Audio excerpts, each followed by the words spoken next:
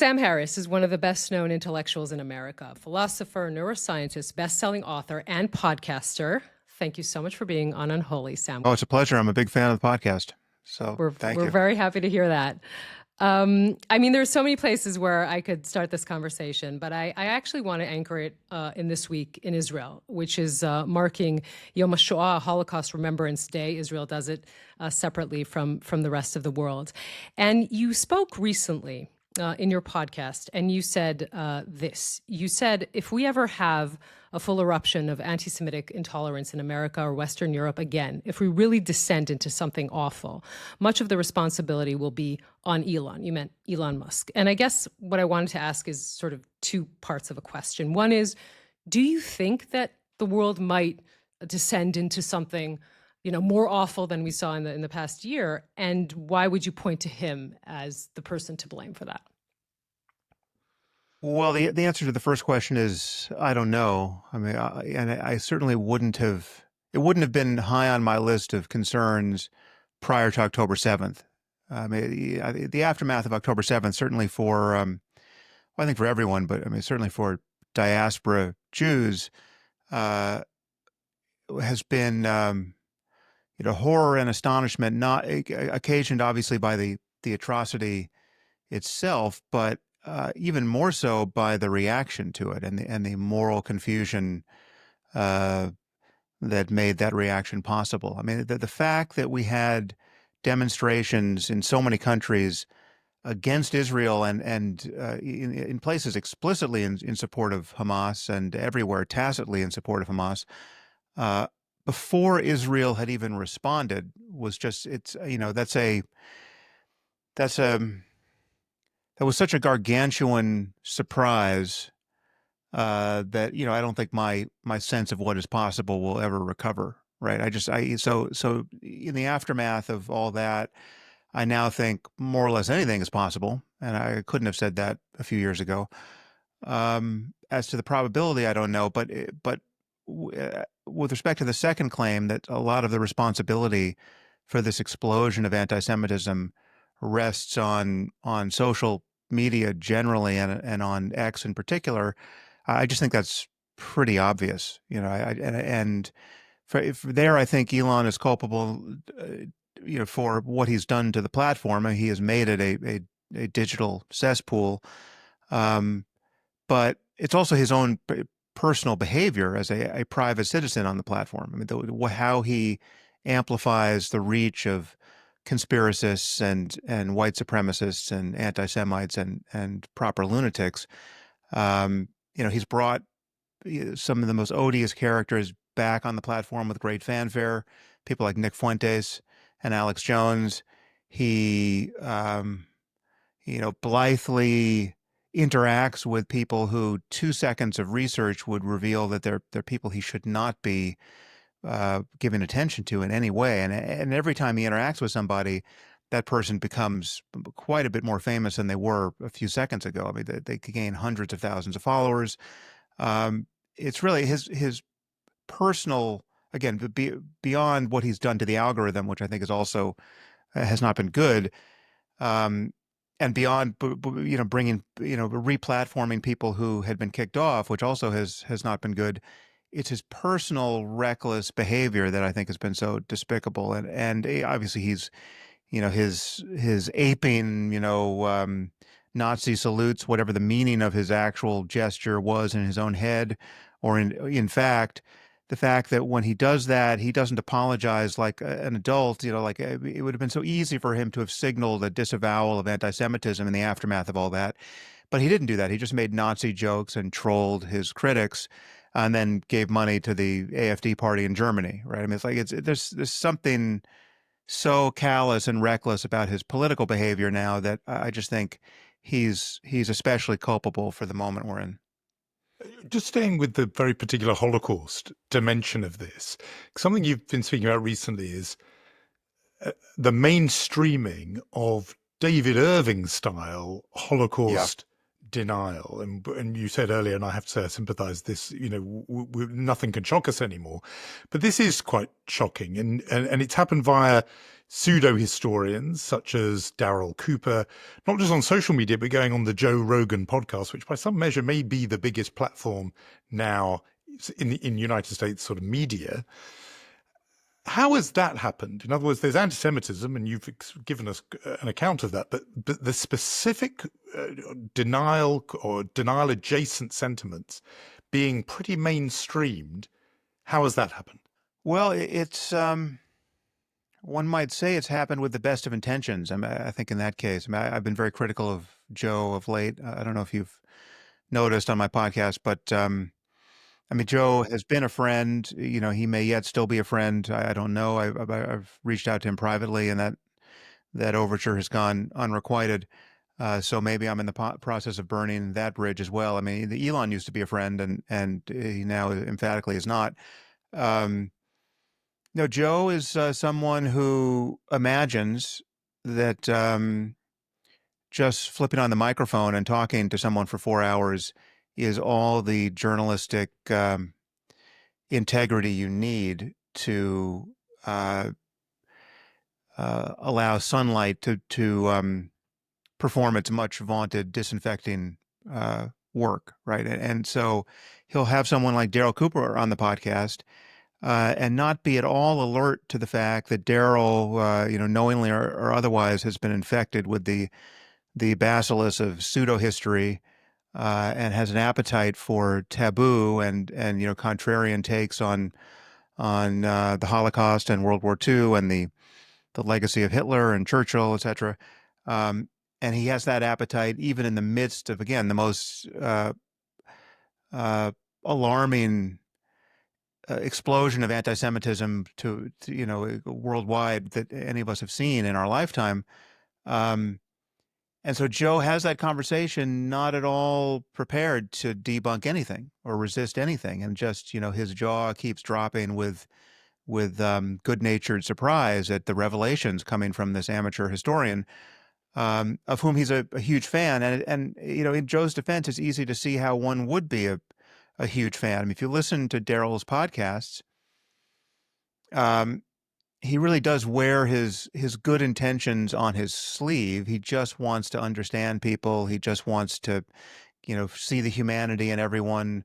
He's against war, right? And there's just some fairly childlike and childish intuitions at the bottom of all of this behavior. You also have Joe's sidekick, Dave Smith, who is quite the revisionist historian himself about Ukraine and also the history of Israel and its conflict with the Palestinians. And he goes on for hours and hours on Joe's podcasts and others, his own. He now jumps on Tucker Carlson's podcast and Piers Morgan, and he will debate all comers about the reality of there being a genocide in Gaza. And again, he's entirely self-taught. He's recycling, in some cases, David Irving. Via Darryl Cooper, perhaps. He's, John Mearsheimer and Jeffrey Sachs and lots of these scholars who, unfortunately, you can't dismiss merely as imposters, because some of these people at the back of all this have the right academic background, at least on paper. But these are strange people who are given to strange contrarian takes on some fairly well-established history and some obvious moral asymmetries in our world. And the whole thing is upside down, and yet it's not, you can't straightforwardly say that anyone in sight is actually motivated by anti-Semitism, right? That's what's so sinister about this. There are degrees of separation from actual anti-Semites, and yet one thing that could easily be noticed, and even Darryl Cooper has talked about this, is that when he looks into the funhouse mirror of his own audience, he notices that it is bursting with anti-Semites of every flavor, right? And he recently released a Substack newsletter on this topic, and strangely, he was given to differentiate among the various flavors of anti-Semite. picking the ones he likes over the ones he didn't like. He's happy to keep talking to the smart ones. It's the dumb ones who offend him. Um, anyway, so it's hard to perform a postmortem on what has produced this moral and political confusion. Again, on the in this case with Joe's podcast on the largest platform probably on planet Earth at the moment. But it's you can't merely allege that anyone is motivated by anti-Semitism, and that's what makes it confusing. It has been, a year and a half since October 7th. As we sit here, actually, accurately 563 days, although for Israelis, it's just the same day since, to be honest. One of your episodes, I think 5 days after, of making sense of your podcast is called The Sin of Moral Equivalence. I have to tell you, it was widely circulated here. And following the sort of, I think, first heartbreak, which was October 7th, and then the second heartbreak, which was the world's reaction to October 7th, if, any of our listeners haven't heard that, if you could perhaps, kind of talk about the gist of what you were saying there. And I am curious to know, if we are a year and a half after, if there's something that changed in your thinking, or that is still how you would frame it today. Yeah, well, there were a few podcasts I released at that point, and the Sin of Moral Equivalence was one of them. I think there's probably 3 or 4 that were kind of solo, audio essays, effectively. Yeah, I mean, my concern for now going on 25 years has been about jihadism generally and Islamism generally, and the conflict with the values of open societies. Why you can call it Western culture, but it extends obviously beyond the West to really any open society and any liberal democracy. I just think we have a problem there, and Israel has this problem in its most excruciating form, but I do view it as of a piece with the problem that was the Islamic State, say, or the atrocities we've seen in Western Europe, like the attack on the Bataclan in Paris, or the Manchester bombing in London, or to pick your moment, the murder of the Charlie Hebdo cartoonists. This is all the same phenomenon in my view.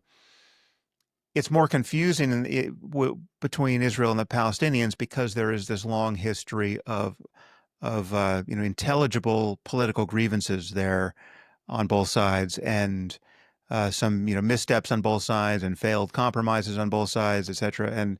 And so you can get, if you focus narrowly on Gaza and the West Bank, and you notice the handful of extremist voices on the Israeli side that can seem to mirror the extremism on the jihadist side. And you guys are much more aware of the details there than I am, but I notice them occasionally getting cited. All of that can kind of confuse the picture and make it seem like, okay, well, there's something Israel could fundamentally do differently that would have given us a two-state solution, and there's considerable onus on Netanyahu and all the people who failed to make those compromises. And there may be something to be said for that, but I think we have to admit that we have a larger problem that relates not to the specific grievances of any one community, but to the spread of some very dangerous ideas. And these ideas are at the bottom of jihadism, right? And jihadism is a real religious project that's at the heart of Islam, and that obviously not all Muslims support it, but enough do, so that it is a real global problem that can erupt more or less anywhere. And so, and the left in our open societies is quite confused about all this, and the right is not so confused about it. But the failure of a rational leftist response and secular response to the threat of jihadism and Islamism, is the more diluted form, has empowered a right wing response that is, nearly as odious as jihadism itself, right? So, I mean, this is to summarize this. My friend David Frum um, uttered this on a different topic, but it applies here. If liberals won't police borders, fascists will, right? And what I've always worried, now going on a quarter century, is that the failure of well-intentioned liberal secularists to deal with this problem will summon the fascists and the Christian nationalists and the theocrats of a different flavor into the breach. And I think we see some of that happening in different places. So yeah, I'm worried about jihadism generally. And so by those podcasts, while I did focus on the problem of Hamas to some degree, you could trade Hamas for ISIS or Al Qaeda in virtually anything I say, and it's the same argument. Your thought there about that if liberals don't do the job, then people of a more extreme hue will. I just wonder if you think something like that has happened in the Israel case. In other words, the argument you made straight after October the 7th, does that argument look any different to you now?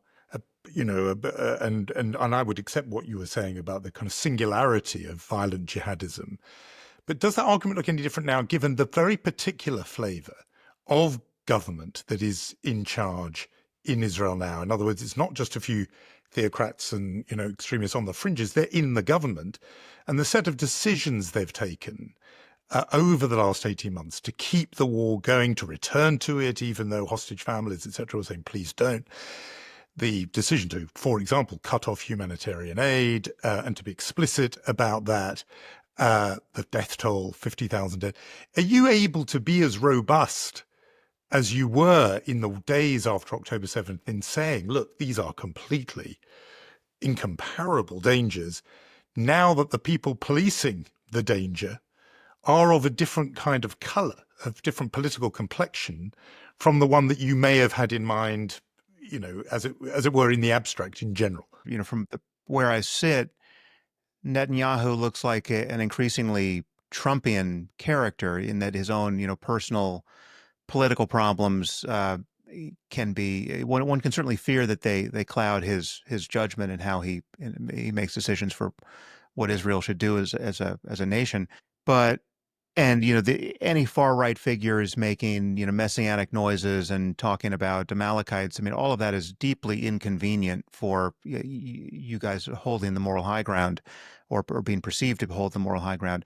But I would just point out that even when you, without question, held the moral high ground, before you had done anything in response, much of the world turned on you and couldn't see which side was up ethically with respect to the current chapter of the conflict, and so that's a problem that has to be dealt with. And I'm not sure when you're talking about just how the war has been prosecuted in Gaza, despite the wishes of the families of hostages. Say, I'm not sure. Even if you had the most impeccable, most rational, most compassionate people in charge, again, from this distance, I'm not sure what tactical and strategic decisions would have been made differently, right? I mean, I think the hostage problem is just excruciating. And honestly, I don't know how your society or any society should navigate it. I mean, I like if you just roll back the clock to the Gilad Shalit moment, I'm imagining, again, correct me if I'm wrong, I'm imagining most people think that whatever it was, 1,027 to 1 formula was mistaken, right? That's a deal that should not have been made, because it just simply provokes the current moment, which is your enemies recognize that hostages are so valuable that they're always worth grabbing, and they can torture your society psychologically by doing so. I don't know what we do. I don't know what open societies do in the face of that, apart from, I mean, it's hard. I mean, again, this is not, it sounds so callous to say it in the moment where there are still hostages and there are still grieving families, et cetera. But it wouldn't surprise me if the right answer were, we don't negotiate for hostages anymore. right? I mean, I don't know how else you stop this process. Um, and I don't know how, I mean, to put it in terms that Douglas Murray just did in his recent book, I don't know how you fight a war against an army that wants to maximize civilian death on its own side, right? I mean, that is what you face in Hamas, right? That is what you face in any jihadist death cult, right? For them, the deaths of their own non-combatants is a feature, not a bug.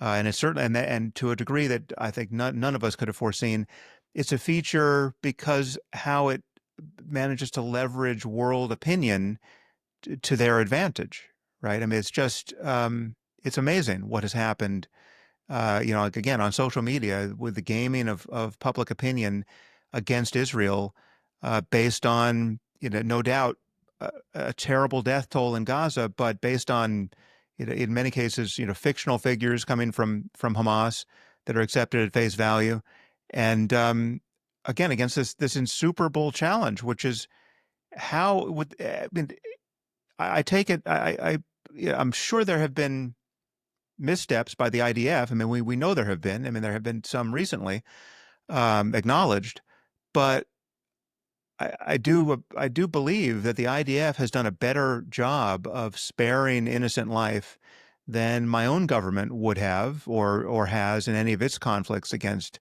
jihadists.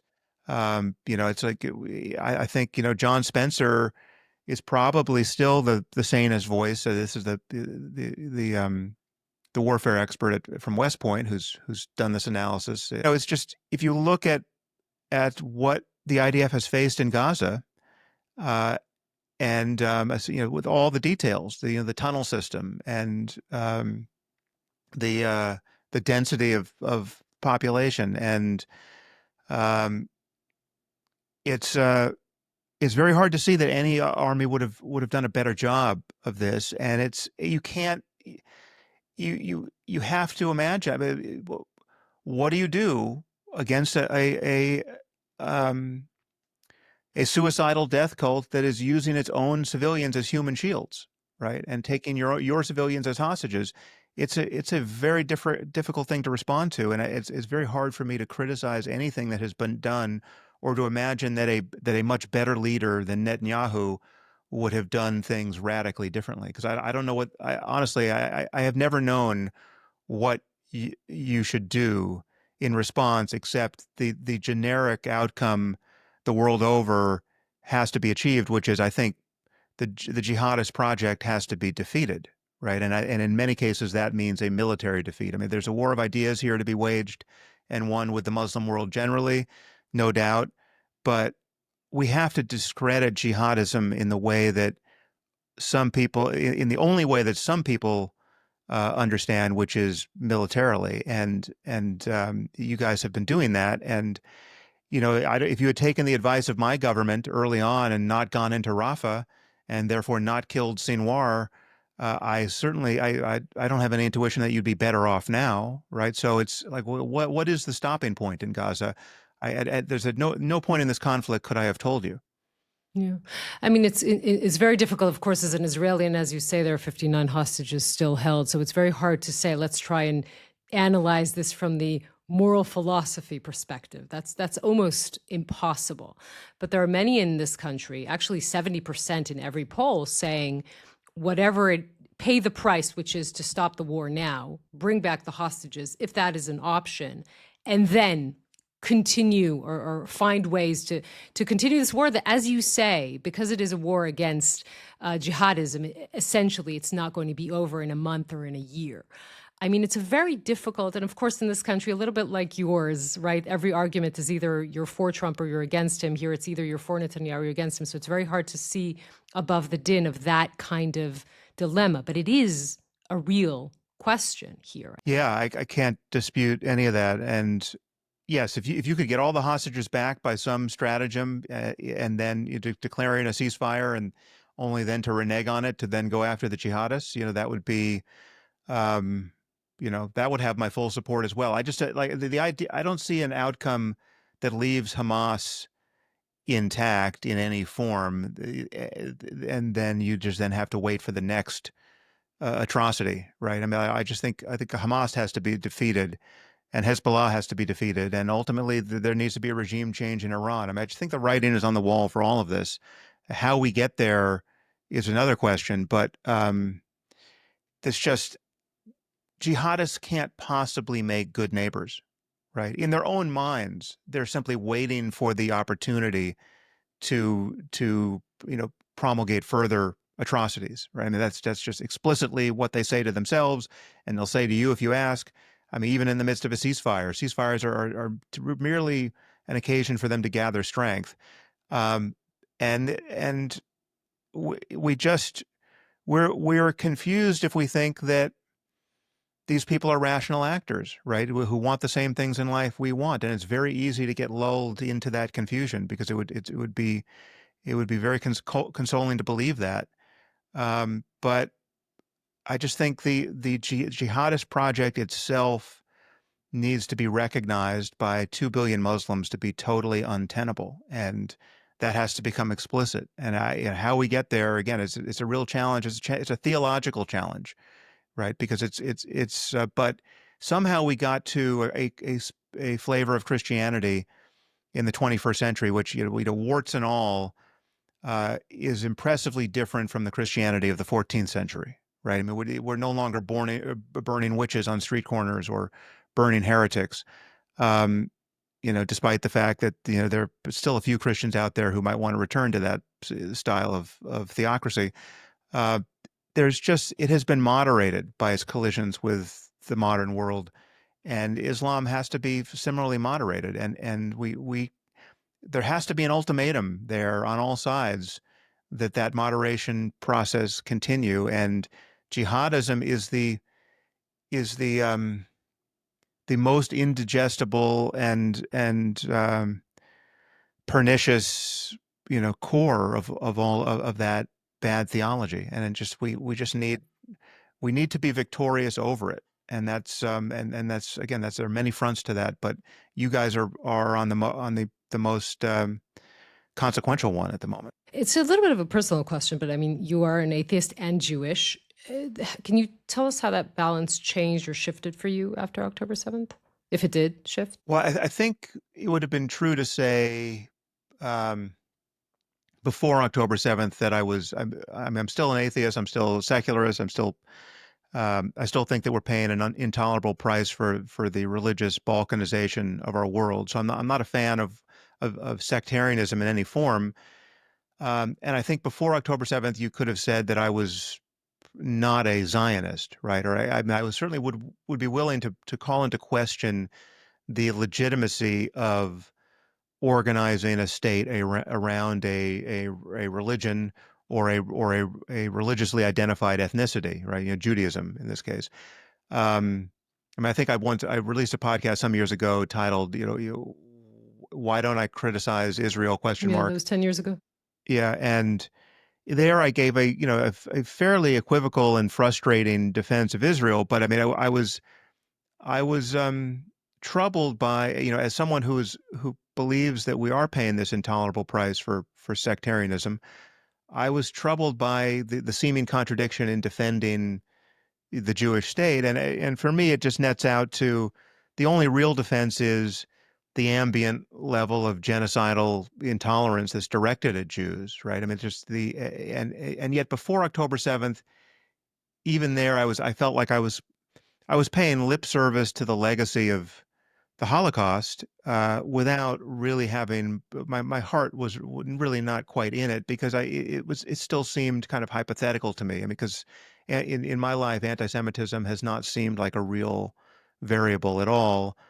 And apart from the Islamist version of it, it seemed to have been more or less fully defanged the world over. But given October 7th and given the response to it in the West, both on the left and on the right politically, um, but even most especially on the left, I mean, that was the most surprising. Um, yeah, I'm really, just kind of an unapologetic Zionist at this point. I mean, just like who can be counted upon to defend the Jews but the Jews? I think that's a question that for which you have to err on the side of the most cynical and depressing answer, which is, only the Jews can at the end of the day be counted upon to defend themselves. And I think they should have the right to do that. And having a Jewish state seems like certainly at the moment the only rational backstop to that project. Just on, it may take us back to the point about the left you just mentioned there. But one thing that has surprised me a little bit is the United States in the era of Trump. Tell me if I'm wrong on this. I don't think there have been campus protests inside the United States against Donald Trump and, say, his deportations on anything like the scale there were on US campuses against the war, Israel's war against Hamas in Gaza. The American students on American campuses were more outraged by the conduct of the Israeli government than they have been so far by the Trump administration. I mean, tell me, first of all, just as an empirical matter, you're there, I'm here in Britain, whether that's right. But second, if it is right, what it accounts for that beyond what some people reach for is to say, well, everyone hates the Jews, which is crudely put. I mean, the Tom Lehrer answer. What actually explains that differential? And maybe it's down to fear that people are frightened now of protesting on American campuses, but you tell us. Yeah, well, I think that disparity is real. I mean, I certainly haven't seen any significant activity in response to Trump and Trumpism, this time around. Certainly nothing by comparison with what we saw after October 7th. I mean, I do think that social media was weaponized to a degree that, I don't even directly understand, because I'm not, I'm not spending my time on it, and wasn't then. I mean, I got off Twitter like 2.5 years ago, but it's clearly, I mean, what happened on TikTok and all these platforms, X, and the calculated campaign that helped engineer the protests. I mean, it was pretty clear that, Students for Justice in Palestine was a confection with direct ties to Qatar and the Muslim Brotherhood. I mean, this is not just an ordinary student group that finally found its feet after October 7th. There was a lot of money flowing in and a lot of coordination, but it was also just it had a mimetic power that in part may be attributable to anti-Semitism. I don't know, but it for whatever reason it became the cause célèbre for this younger generation at that moment, and yeah, their moral energy, as confused as it was, got laser focused on Gaza. And why are they not similarly laser focused on what Trump is doing, saying, threatening to do? Well, one can imagine that there's not the same kind of coordinated action behind it. And I think that the left is a little exhausted and confused as to what to do in this moment. I mean, it's pretty obvious that the extreme identity politics and social justice ideology of the left is in part why we have Trump for a second time in the first place. I mean, if you're going to ascribe the reasons for Kamala Harris's loss 6 months ago, wokeism and identity politics are at the top of almost every sane person's list. So there is, I think, understandably, a fair bit of soul searching and a loss of energy on the left, and and we really should. I'm hopeful that we understand that the fringe voices on the far left have not been at all helpful to democratic politics, and they won't be listened to going forward.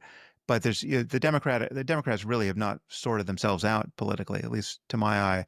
From college students on up, every response, left of center, to Trump and Trumpism has been pretty anemic, and that's hopefully that will change. But it's just the nature of the mood at the moment. We've been dragging you through the quagmire of the Middle East and the quagmire of American politics, but I wonder if we could talk about talking or the art of conversation, because one of the things that you try and do is take on these debates with people who, you ideologically oppose, and to have these serious discussions, thoughtful, in depth.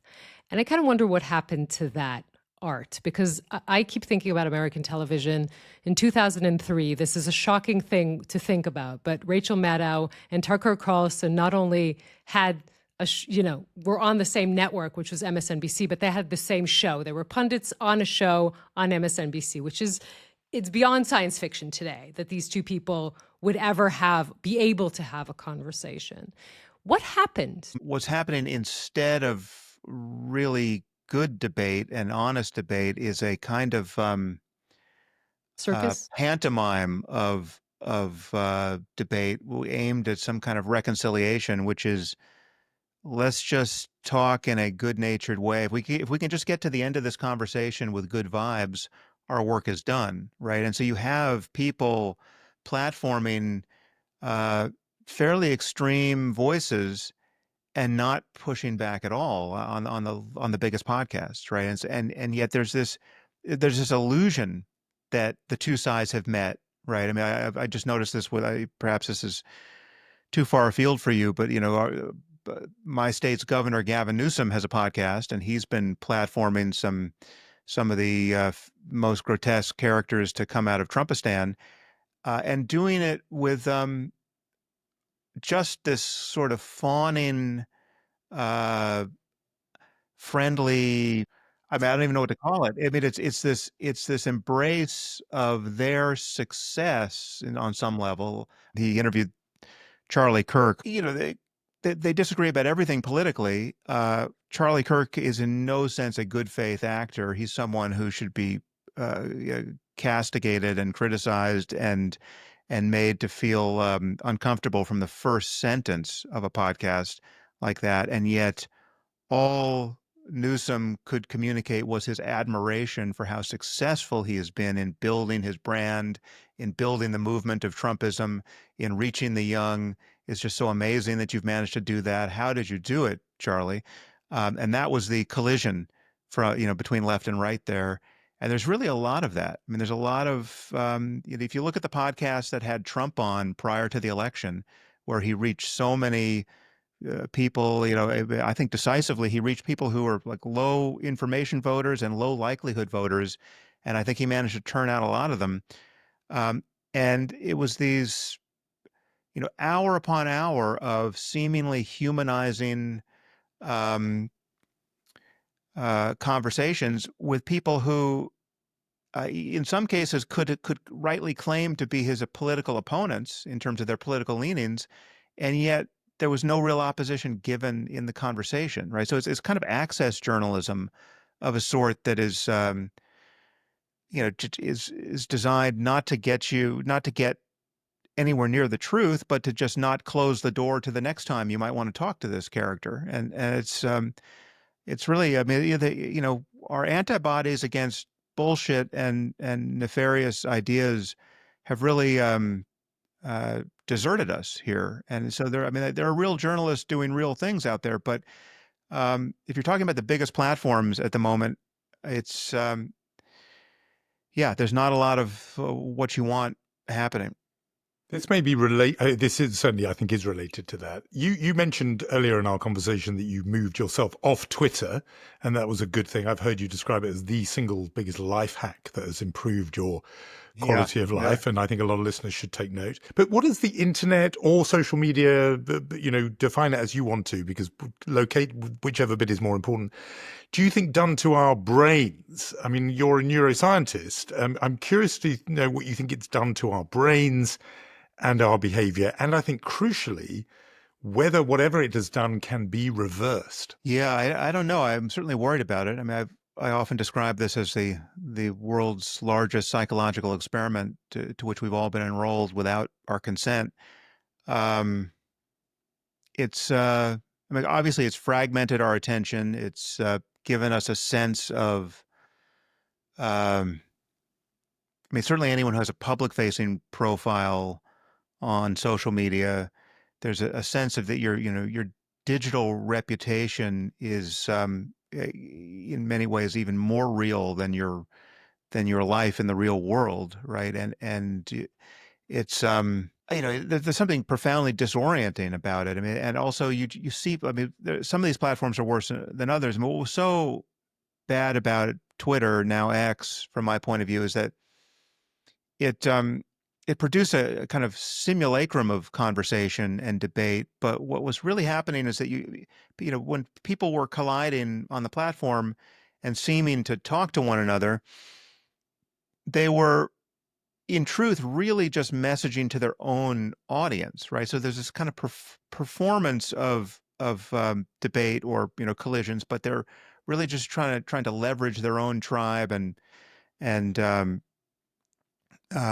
their followers against the other target. And so there's this um, it's almost like it was selecting for an increasingly sociopathic orientation toward everyone else, right? And then I was starting to see people who I knew, had every reason to believe weren't sociopaths, effectively behave like sociopaths, on the platform because they were just being incentivized to be that way. They'd be just dishonest and completely carefree about their dishonesty. They were simply defaming other people and just seeing what would stick, knowing that they were almost certainly trafficking in lies and half truths. And also journalism has been bent by this, and essentially outsourced its editorial judgment to what is happening on these social media platforms, and it's starting to write to the controversy that's happening on the platform. So it was easy enough to say that Twitter wasn't real life until it increasingly became real life because we couldn't take our eyes off it. It's still true to say that getting off of social media has been really the best thing I've done for my life in the last 10 years. I mean, again, what's embarrassing about that is it's a little bit like saying, stopping, poking myself in the eye with a pencil every day has been the best life hack I've found. One then asks, why were you doing that in the first place? Which is how I feel about Twitter. But it's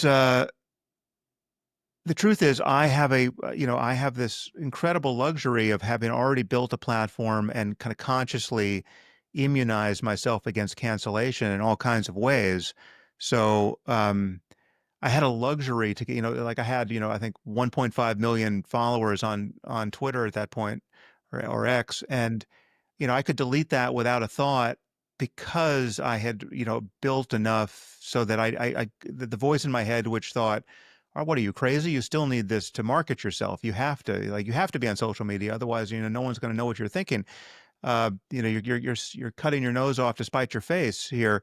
Um, I understand why people, like ordinary journalists or people who are um, don't have as much of a platform as I have, feel like they still need to be in the game there. Otherwise, they're they're harming their brand, or the one marketing channel open to them is somehow now they're not going to use. Um, but I really do think that we have a collective action problem here. We have to collectively recognize that this is toxic, that this is that we've built the tools by which, if nothing else, our foreign adversaries can weaponize against us, right? I mean, we know that there's just the troll farms and bots and all of this and also just Elon himself deciding to tune the algorithm every which way. This has become a a digital playpen for some very bad actors, and it is distorting our view of ourselves. We're gazing into this funhouse mirror and finding ourselves and our neighbors to be increasingly grotesque.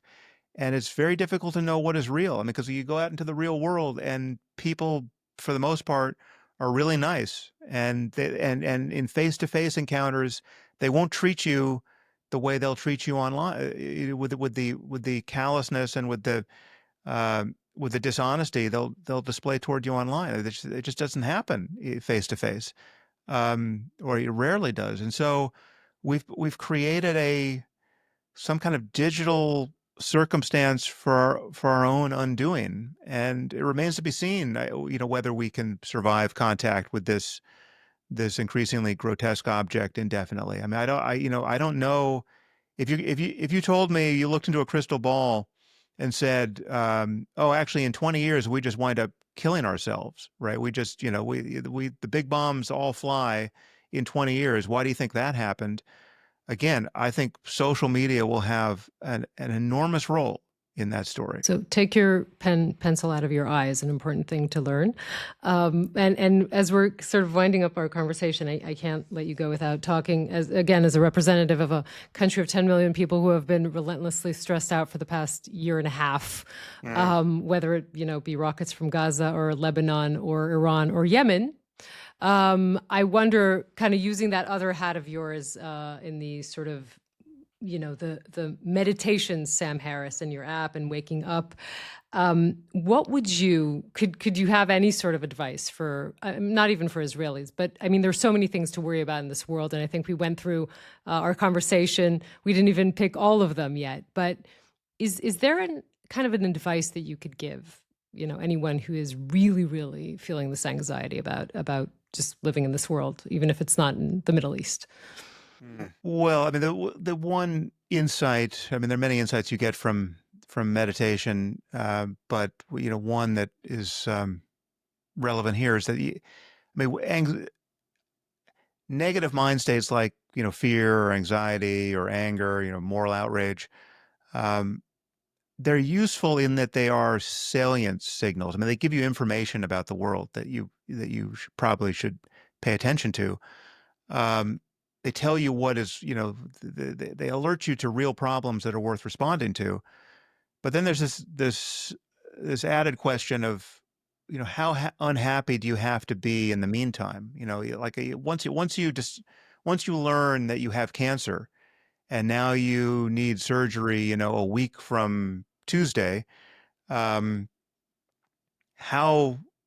unhappy do you have to be? How terrified do you have to be? How ruled by the uncertainty do you have to be until you get the surgery, right? And on some level, we're all in that circumstance, even without a diagnosis, right? I mean, we're living the challenge for us as people is to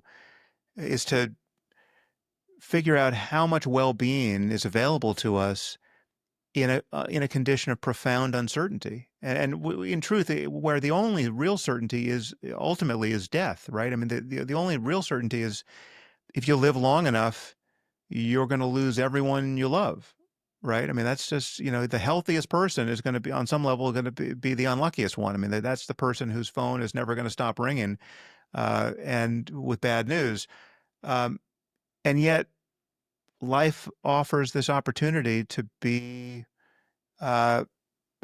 profoundly happy and profoundly in love with the people close to you and with just the circumstance of beauty in this world. And so all of that is still available, even in a condition of real emergency, right? I mean, this is what's so weird about, even reports from people who are in the middle of a war, right? I mean, you see the worst of human nature, but you also see some of the best of human nature. And some people who fight wars come back, and their problem thereafter is they'll never experience that much meaning in their lives again, right? So we have to figure out how to locate what is sacred in the present moment with our attention, and that's just another name for meditation, and so that it is always available. And the obstacle to doing that is being lost in thought about everything that worries you about the future and everything you regret from the past. And that's something you can cease to do for only moments perhaps only for moments at a time. But those moments really are precious. See, now that would be the obvious point for us to end our conversation, but I have ringing in my ears your warning that some people think it's good He's to not get going to to the let end me of have the the final podcast. question. That's the thing. So I have ringing in my ears your warning that there is a genre of podcasts that think so long as they get to the end with good vibes, then that's fine, and they don't always do the challenge. So we did do that, It's but I just want to end with a failing. no. I want to just go back to one last thing, just for as a parting It's a Sure. Give me challenge. some bad Just vibes. Let's break it's the just pattern His here. good vibe was to say we all die in Yeah. the end, Jonathan. I don't Yeah. know if you noticed. That I was did notice okay. that. Never mind. I did notice that you're going to have the phone calls with bad news. But no, here's just one challenge that came up earlier in our conversation. The conversation moved on. I didn't go to it, but I just want to because it's something that I wrestle with from the, you and Christopher Hitchens when he was around, or Richard Dawkins, your fellow horseman, when you wrote that incredibly influential book on atheism and so on. Which is when you said that you was absolutely rigorous in our conversation in talking about jihadism and talking about and being very precise rather than Islam or even Muslims. You focused it there. But nevertheless, in some of your writings, you have talked about this culture overall, and that in that piece that Yonit referred to after October 7th, you talked about the Quran and Islam, and you're scrupulous in saying you don't have an issue with Muslims. You're not some kind of prejudiced person against Muslims, but you do have an issue with Islam. And I just want to know how that's possible to hold that without, in the end, being prejudiced against the group who hold those set of beliefs. And the reason I ask it is, if somebody said to me with as much good faith as you do, I have no problem with Jews, my issue is Judaism, I think that would grate on a lot of Jewish ears. They would think, I'm not so sure about you. How can you be opposed to a belief, but not opposed to the believers in that belief? Yeah, that's an important question. Thanks for asking it. Well, so what I'm always talking about is the power of ideas, right? And so yeah, the power of ideas is instantiated in the behavior of the people who are convinced of the truth of those ideas. So I am talking about people and their behavior in the end, but people can be argued out of ideas. People can change their minds. People can leave the faith, and they do that. And so there are ways to dissect this out with it that make it pretty clear. So, for instance, I know people who are ex-Muslims, right? They're born, in Saudi Arabia or Pakistan or somewhere. They were indoctrinated into the faith as kids, and now they are atheists who believe none of that stuff. I think so, to win the war of ideas of the sort that I was describing earlier, I think these are the most important people on earth, right? I mean, and there's some of the most embattled people on earth. I mean, because given the You wouldn't want Jews to animosity be held. ex-Jews, would you? So I'm just I'm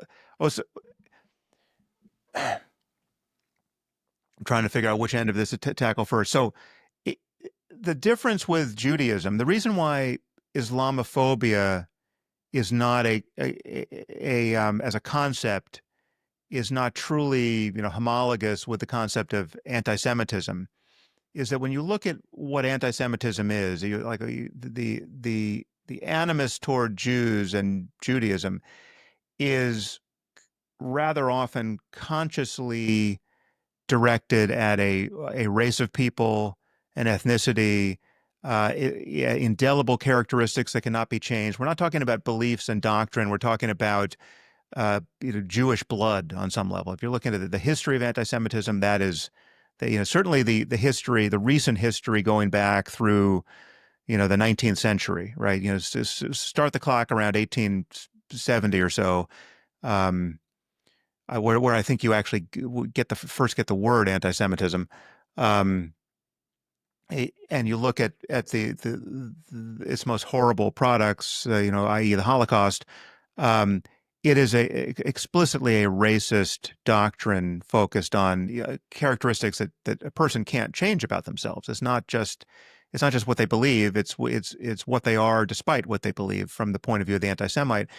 And I would also add, from the point of view of most Jews, I mean, most Jews think of themselves as belonging to a race of people, and the genealogy, the fact that your mother's mother's mother's mother was Jewish, is a relevant variable, right? Judaism isn't a missionary faith that is looking for converts, right? And the moment you convert, you're just as Jewish as anyone. I mean, that's not the game that Jews have been playing. And not to say that people don't convert, but it's not a missionary faith. Islam is the most missionary of missionary faiths. It's all about the ideas. It's all about what you profess. I could become Muslim, at the end of this podcast, to the surprise of and consternation of some of your audience. Um, but it could really be accomplished, and I would, then I would be a Muslim, right? And then if I disavowed the faith, I'd really be an apostate. And many Muslims would imagine that the only appropriate penalty for that is death. Um, it really is a matter of the ideas, and Islam is a religion that exists in 100 countries. It's not an ethnicity. It's not. Uh, yeah, and so my concern about Islam is a concern for the spread of ideas. Um, and again, I mean, you're right to point out that I demarcate that with the concepts like jihadism and Islamism, but it's also true that just kind of center of the fairway conservative Islam does pose some problems for us in terms of our modern values. I mean, just the status of women under Islam, in a traditional Muslim context, is something I think we're right to be concerned about. Compulsory veiling is not good for women, and the fact that you can prop up some women in veils who will insist that it is good for them and they find it empowering because they are throwing off the male gaze, etc. It's just, I think there's reasons to not be taken in by that. I mean, most women the world over who are wearing the veil are not doing it as an expression of their feminist empowerment. They're doing it because they're forced to by the men in their society, who will treat them like whores or worse if they don't. So I think Islam needs a reformation. It needs an enlightenment that it hasn't quite had. The thing was unique about Judaism is that you can even talk about being an atheist Jew or even an atheist rabbi, and have that not be a total non sequitur. You can't do that with Christianity or Islam. You can't say I'm an atheist. I'm an atheist, but my Christianity is very important to me, or that I'm an atheist, but Islam is very important to me. It's just that species of person doesn't exist because of how uncompromising the doctrines are on this specific point. I mean, there are things you absolutely must believe that are constitutive of being a Muslim or a Christian. And you can't quite say. I mean, I guess the ultra orthodox would want to say the same thing about Judaism. But Judaism has just been so attenuated by secularism that it's just not. I've been on a stage with a conservative rabbi, a so-called conservative rabbi. He calls himself a conservative rabbi, who blindsided me with how infinitely elastic his belief and non-committal his belief was in God. I mean, at one point I said something that presupposed that he believed in a God that could hear our prayers. And he said, "What would make you think I believe in a God who can hear prayers?" Right? And then I'm like, okay, well then what are we talking about here? Right? But he's a conservative rabbi.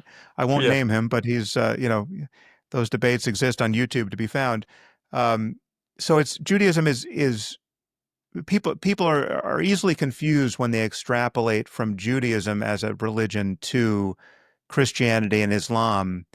And they're confused when they extrapolate from Christianity to Islam. I mean, for instance, just the concept of fundamentalism within Christianity is not quite. We talk about fundamentalist Islam, but so much of Islam is fundamentalist to the degree that Christianity is only in a fairly small percentage in the U.S.